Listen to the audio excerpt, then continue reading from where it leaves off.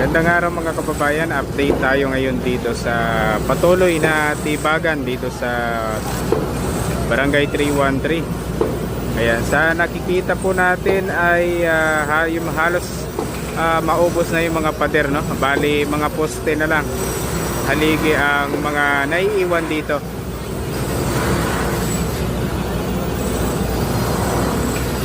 Kunting-kunti na lang ay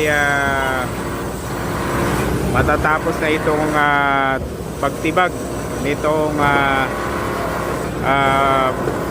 gusali na itinayo dito sa sidewalk.